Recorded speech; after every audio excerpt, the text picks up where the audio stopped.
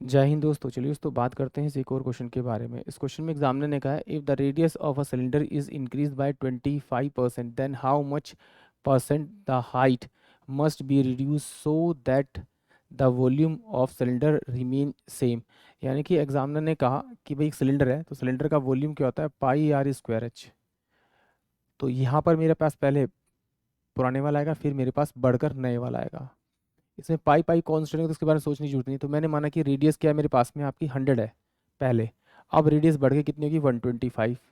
इन दोनों को सोल्व करूंगा तो मेरे पास में 25 चौके 100 और 25 पंजे 125। इनटू में अगर मैं इसका स्क्वायर करूँ तो ये रेडियस का स्क्वायर हो जाएगा। इनटू में मैंने हाइट मानी कि मेरे पास हाइट 1 है और इसकी भी हाइट 1 है। तो इन दोनों को मैं मल्टीप्लाई करूंगा तो मेरे पास 16 और ये कितना हो जाएगा, मेरे पास में 25 हो जाएगा।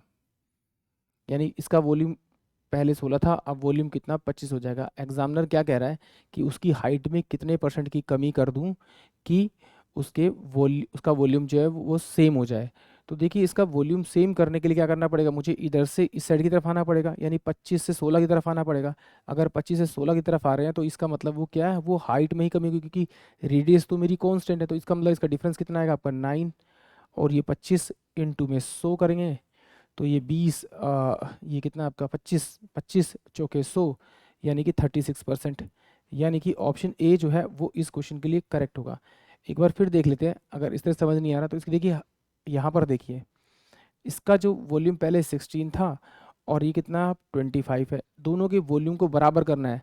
तो इसमें जो कॉन्स्टेंट है वो हाइट है, तो हाइट में अगर मैं यहाँ 25 मल्टीप्लाई कर दूँ और यहाँ पर 16 मल्टीप्लाई कर दूँ, यानी कि पहले हाइट अगर 25 थी और अब हाइट 16 हो जाए, घटकर 16 हो जाए, तो क्या होगा, इन दोनों का वॉल्यूम बराबर हो जाएगा। तो इन दोनों का डिफरेंस निकालेंगे।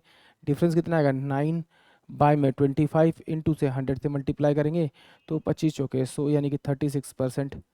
यानी कि ऑप्शन जो ए होगा वो इस क्वेश्चन के लिए करेक्ट होगा। आई होप आप सभी को क्वेश्चन समझ में आया होगा। जय हिंद, जय भारत।